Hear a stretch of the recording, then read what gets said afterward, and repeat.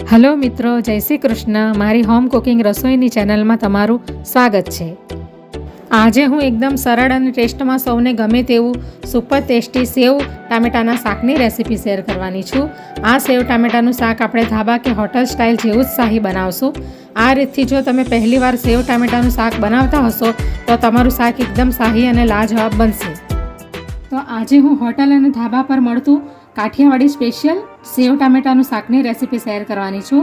તો એના માટે મેં આ 6 નંગ જેટલા ટામેટાં લઈ લીધા છે, જેને મેં ઝીણા ઝીણા કાપી લીધા છે.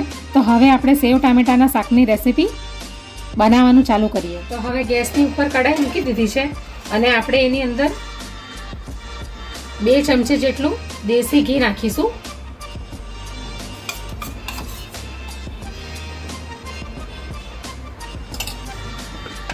અને 1 ચમચી જેટલું આપણે તેલ નાખીશું. તમે કોઈ પણ તેલનો ઉપયોગ કરી શકો. ખાસ કરીને આ સબ્જી ઘીમાં બનાવેલી હોય તો વધારે ટેસ્ટી લાગે છે. તો હવે આપણે 1 ચમચી જેટલી રાઈ નાખી દઈશું અંદર. 1 ચમચી જેટલું જીરું નાખી દઈશું.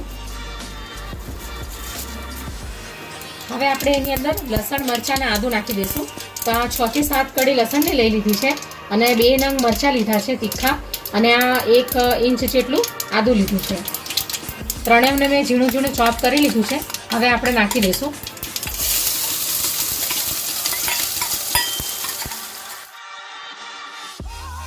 હવે મેં આ 1 મોટો કાંદો લઈ લીધો છે, જેને મેં ઝીણો ઝીણો કટ કરી લીધો છે. એ આપણે નાખી દઈશું. હવે કાંદાનો કલર થોડો ચેન્જ થઈ જાય ત્યાં સુધી આપણે એને સાતડી લઈશું તેલમાં. તો કાંદાનો કલર ચેન્જ થઈ ગયો છે. હવે આપણે એની અંદર આ કટ કરેલા ટામેટા નાખી દઈશું. હવે આપણે સ્વાદ અનુસાર મીઠું નાખી દઈશું અંદર. આ 1 ચમચી જેટલી સૂકી મેથી છે કસૂરી, એ નાખી દઈશું. હવે આપણે બરાબર સાતડી લઈશું. હવે આપણે ટામેટાને બરાબર મેલ્ટ થવા દઈશું. પછી આપણે મસાલા નાખીશું. તો હવે ટામેટા પણ મેલ્ટ થઈ ગયા છે. તો હવે આપણે એની અંદર આ 3 ટામેટા મેં મિક્સીની અંદર ગ્રાઇન્ડ કરી લીધા છે. હવે આપણે ટામેટાની પ્યુરી નાખી દઈશું. હવે મિક્સ કરી લઈશું. હવે આપણે એની અંદર મસાલા નાખી દઈશું પાવડર ફોર્મમાં. તો 1 ચમચી કાશ્મીરી લાલ મરચું લીધું છે, અને આ હોમમેડ ગરમ મસાલો લીધો છે 1 ચમચી, અને અડધી ચમચી હળદર લીધી છે, અને 1 ચમચી ધાણા જીરું લીધું છે. હવે આપણે મિક્સ કરી લઈશું.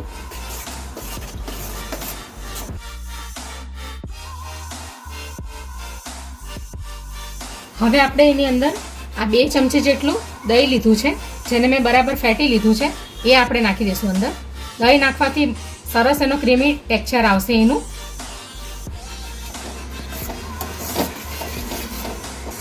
હવે આપણે એની અંદર અડધા ગ્લાસ જેટલું પાણી નાખીશું.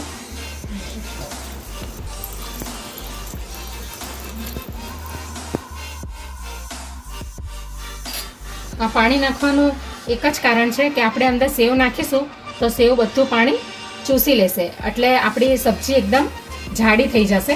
એટલે આપણે અંદર થોડું પાણી નાખી દેવું. હવે આપણે 2 મિનિટ ઢાંકીને રાખશું. તો હવે ઢાંકણું આપણે એનું ખોલી દઈશું. તો હવે સેવ ટામેટાનું શાક રેડી થઈ ગયું છે. તો હવે આપણે એની અંદર સેવ નાખી દઈશું. તો આ 2 ચમચી જેટલી ઝીણી સેવ લીધી છે,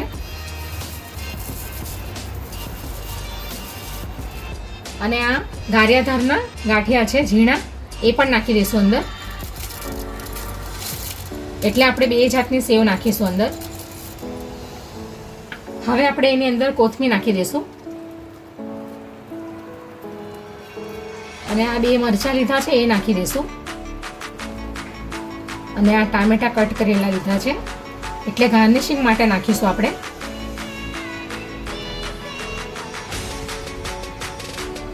તો હવે આપણે ગેસ બંધ કરી દઈશું. સેવ ટામેટાનું શાક તૈયાર છે ઢાબા સ્ટાઇલ. તો હવે આપણે એને સર્વિંગ પ્લેટમાં કાઢી લઈશું. તો તૈયાર છે સેવ ટમાટરની સબ્જી. હવે આપણે એને સર્વિંગ પ્લેટમાં કાઢી લઈશું.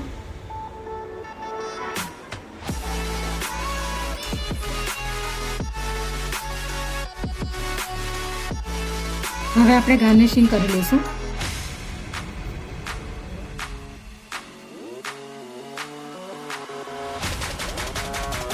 થોડી આપણે કોથમીર પણ નાખી દઈશું ઉપરથી. તો તૈયાર છે હોટલ અને ઢાબા સ્ટાઇલ સેવ ટામેટાની સબ્જી, જેને તમે રોટલા પરાઠાની સાથે પણ ખાઈ શકો. એકદમ ટેસ્ટી અને એકદમ ઇઝી રેસીપી છે. અને આ રેસીપી ડિનર માટે બેસ્ટ ઓપ્શન છે. તમે આને ગમે ત્યારે બનાવીને ખાઈ શકો. લંચમાં પણ ચાલે અને ડિનરમાં પણ ચાલે.